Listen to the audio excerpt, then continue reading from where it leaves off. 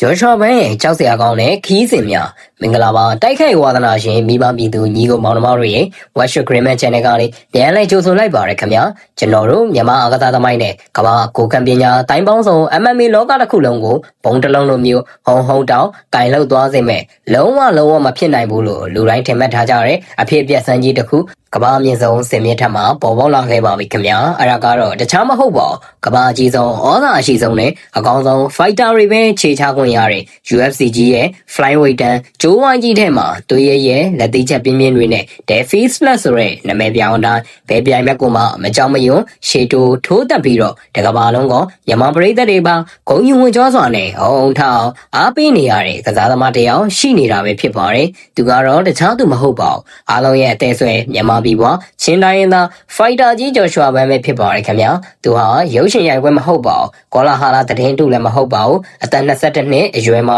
ကမ္ဘာအကြီးဆုံး UFC အဖွဲ့အစည်းကြီးကသူ့ရဲ့ထူးခြားပြောင်မြောက်တဲ့တက်တီကြောင့်ကန်ထရိုက်စာချုပ်ချုပ်ဆိုပြီးခေါ်ယူခဲ့တာဖြစ်ပြီးအခု2026ခုနှစ်အထိ flyweight တန်းမှာဘယ်သူမှမငြင်းနိုင်တဲ့အရှိန်အဟုန်နဲ့ rank တက်လန်းနေတာပါ UFC ဥက္ကဋ္ဌဒါနာဝိုက်ကိုတိုင်းမျက်စိကျရတဲ့အထိအလားအလာအရှိဆုံးလူငယ်စတာတအုပ်ဖြစ်ခဲ့တာပေါ့ဗျာဒါဆိုရင်ဒီချင်းလူငယ်လေးဟာဘလို့အခက်အခဲတွေကိုဖျက်ကျော်ပြီးချင်းတောင်တန်းကနေကမ္ဘာအဆင့် American UFC ဂျိုးဝိုင်းနဲ့အထိအရောက်လှမ်းနိုင်ခဲ့တာလေသူရဲ့ကြောက်စရာကောင်းတဲ့ခန္ဓာကိုယ်ထိုးချက်တွေကပြိုင်ဘက်တွေကိုဘလို့သွေးပြက်စေတာလဲဒီကနေ့ဗီဒီယိုအရှိကြီးထဲမှာကွင်းပြင်ပါကလက်ဝက်ချက်တွေဘဝစကြောင်းတွေနဲ့ဂျော်ရှွာဘန်းရဲ့ဂျိုးဝိုင်းတွင်အခြေအနေတွေကိုမျက်တောင်မခတ်တမ်းအစအဆုံးအသေးစိတ်ခွဲခြားစိတ်ပြတင်ဆက်ပေးသွားမှာမို့ညီကိုတို့ရဲ့ like နဲ့ subscribe ကိုအများဆုံးနှိပ်ပြီးကပတ်လေးပတ်ပြီးတော့တေးသေးချာချာအဆုံးထိစောင့်မျှော်ကြည့်ရှုလိုက်ကြရအောင်ညီကိုတို့ရဲ့ဂျော်ရှွာဘန်းရဲ့ခီးစဉ်ဟာတကယ်ကိုရုပ်ရှင်တစ်ပုဒ်လိုစိတ်လှုပ်ရှားစရာကောင်းလာပါတယ်ခင်ဗျာမြန်မာနိုင်ငံချင်းပြည်နယ်မှာမွေးဖွားခဲ့တဲ့ဒီလူငယ်လေးဟာငယ်စဉ်ဘဝမှာမိသားစုနဲ့အတူအမိမြေကိုခွဲခွာပြီးအမေရိကန်ပြည်ထောင်စုတက္ကဆက်ပြည်နယ်ဟိုစတန်မြို့ကိုရွှေ့ပြောင်းအခြေချခဲ့ရတာဖြစ်ပါတယ်ဘဝကိုတုံညာကနေစတင်ခဲ့ရပြီးအစိမ့်သက်နိုင်ငံရခြားမှာစကားတွေယဉ်ကျေးမှုတွေမတူတဲ့တန်ကိုအလူလဲခံခဲ့ရတာပေါ့ဗျာသူဟာအမေရိကန်ရောက်ကစားကလေးဘဝတော့ကလမ်းပေါ်ကလူမိုက်တွေလူဆိုးတွေကြားတဲ့ကလမ်းမရောက်လူနီးပါးအထိဘဝရဲ့အမှောင်ပိုင်းဖြတ်တန်းမှုတွေရှိခဲ့ဘူးတာပါဒါပေမဲ့သူရဲ့ရင်ထဲမှာရှိတဲ့ချင်းတိုင်းသားတွေရဲ့ခိုင်မာတဲ့စိတ်ဓာတ်နဲ့တိုက်ခိုက်ရေးသွေးပြည်သားကြောင့်လမ်းမေးရံပွဲတွေကနေကိုခံပညာ MMA လောကတွေကိုခြေစုံပြဝင်ရောက်လာခဲ့တာပါဂျင်တဲကိုစားချေကြတဲ့နေ့ကစလို့ဂျော်ရှွာဘန်းဟာတခြားသူတွေလိုအပျော်တမ်းဆော့တာမဟုတ်ပဲသူ့ဘဝပြောင်းလဲဖို့အတွက်သွေးတွေချွေးတွေမျက်ရည်တွေရင်းပြီးမနာတမ်းလေ့ကျင့်ခဲ့ရပါတယ်လမ်းမေးကအနိုင်ကျင့်ခြင်းတဲ့သူတွေကိုတံပြန်ဖို့စားခဲ့တဲ့ပညာဟာတဖြည်းဖြည်းနဲ့သူရဲ့ဘဝတစ်ခုလုံးကိုကဲတင်မဲ့တခုတည်းသောလမ်းကြောင်းဖြစ်လာခဲ့တာပဲဖြစ်ပါတယ်ခင်ဗျာကဲအခုတခါဂျော်ရှွာဘန်းရဲ့ professional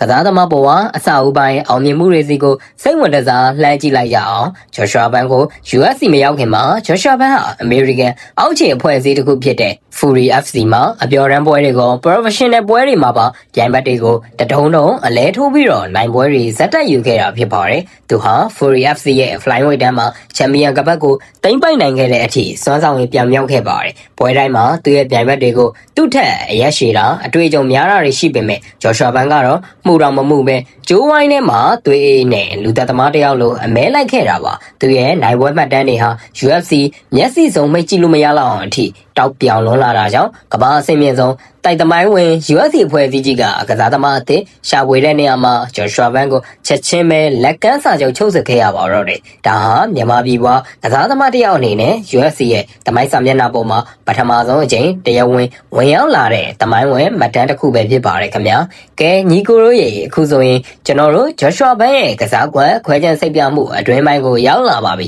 Defies ဆိုတဲ့နာမည်ပြောင်းအတိုင်းသူရဲ့ fight style ကဘာကြောင့်ပြိုင်ဘက်တိုင်းကိုသွေးပြက်စေတာလဲဆိုတော့ Greenman ကနေဒီအချက်၃ချက်နဲ့အဓိကထောက်ပြခြင်းပါတယ်ပထမအချက်ကတော့အသက်ရှူမှားရမယ်စိတ်ဓာတ်ဂျော်ရှွာဘန်းရဲ့အကြီးမားဆုံးအားသာချက်ကတော့အဆုတ်ကောင်းတာပါပဲပထမအကြီးကနေတတိယအကြီးအထိသူရဲ့ထိုးသက်မှုအချိန်ကလုံးဝမကျသွားပါဘူးပြိုင်ဘက်တွေမောဟိုက်လာတဲ့မိနစ်ပိုင်းတွေမှာတော့ဂျော်ရှွာဘန်းကအေးစစ်စစ်ရှေ့တိုးပြီးလက်သီးတွေဇက်တက်ပြစ်သွင်းနိုင်နေတာပဲဖြစ်ပါတယ်ကြောက်စရာကောင်းတဲ့ body shot သူ့ရဲ့လက်သီးတွဲတွေကအပေါ်မျက်နှာတစ်ခုတည်းကိုပဲပြတ်မှတ်ထားတာမဟုတ်ပါ ပါဘူးပြိုင်ဘက်ရဲ့နဘေးနဲ့ one bite body တွေကိုသွေးနဲ့ထိုင်ထိုးတက်တာကြောင့်ပြိုင်ဘက်တွေဟာအသက်ရှူရခက်ပြီးလေပြက်ကတဖြည်းဖြည်းဒူးထောက်ကျသွားတာပဲဖြစ်ပါတယ်နံပါတ်3ကတော့ဖီအားတန်ကိုခံနိုင်ရင်ရှိမှုသူ့ကိုကြည့်ရတာတကယ့်ကိုအယိုးစစ်မှာကြောတဲ့မြန်မာစစ်စတိုင်ပါပဲပြိုင်ဘက်ရဲ့လက်သီးချက်ပြင်းပြင်းတွေကိုထိမှန်ရင်တော့လုံးဝတုံ့လောက်သွားခြင်းမရှိပဲသွေးနဲ့တံပြန်ထိုးချက်တွေပြန်ထုတ်တက်တာဟာသူ့ရဲ့အကြောင်းတရားမဲ့စိတ်တက်ကိုပြသနေတာပဲဖြစ်ပါတယ်ခင်ဗျာ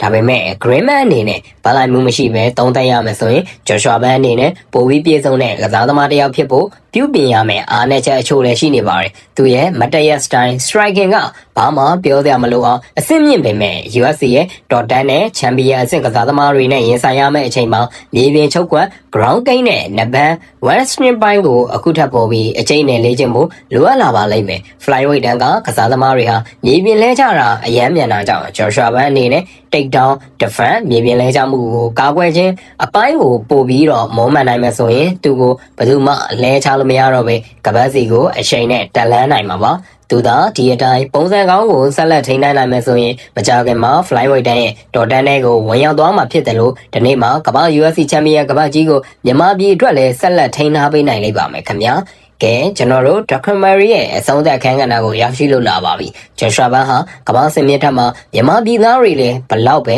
ရဲရင်ကြောင်းဘလောက်အထိအလားအလာရှိကြောင်းပြသပေးနေတဲ့အမိမြေရဲ့ဂုံဆောင်လူငယ်တဦးပဲဖြစ်ပါတယ်။ကဲမိဘပြည်သူညီကိုပေါင်းသမားတို့ရဲ့အကြောက်တရားမဲ့တဲ့မြန်မာပြည်ပွားဖိုက်တာလေး Joshua Ban ရဲ့ကစားကတ်တွေကိုဘလောက်အထိသဘောကျလဲ။သူ UFC Champion အထိဖြစ်လာလိမ့်မယ်လို့ညီကိုတို့ယုံကြည်ကြလား။အောက်က comment မှာညီကိုတို့ရဲ့ထင်မြင်ချက်တွေကိုရေးရဲကြီးရေးသားဆွေးနွေးပေးခဲ့ကြပါဗီဒီယိုလေးကိုသဘောကျရင် like ပေးဖို့ share ပေးဖို့နဲ့ကျွန်တော်ရဲ့ Watch Greenman Channel လေးကို subscribe လုပ်ထားဖို့လည်းဘယ်တော့မှမမေ့ပါနဲ့နောက်ထပ်လည်း Joshua Ban အကြောင်းအနေနဲ့ကမ္ဘာတိုက်ခိုက်ရေးလောကရဲ့အထူးခြားဆန်းပြတဲ့သတင်းတွေကိုဇက်တိုင်း breakdown လို့တင်ဆက်ပေးသွားမှာမို့စောင့်မျှော်အားပေးကြပါအောင်ခင်ဗျာအားလုံးပဲဘေးရန်နဲ့ကင်းရှင်းကြပါစေခင်ဗျာ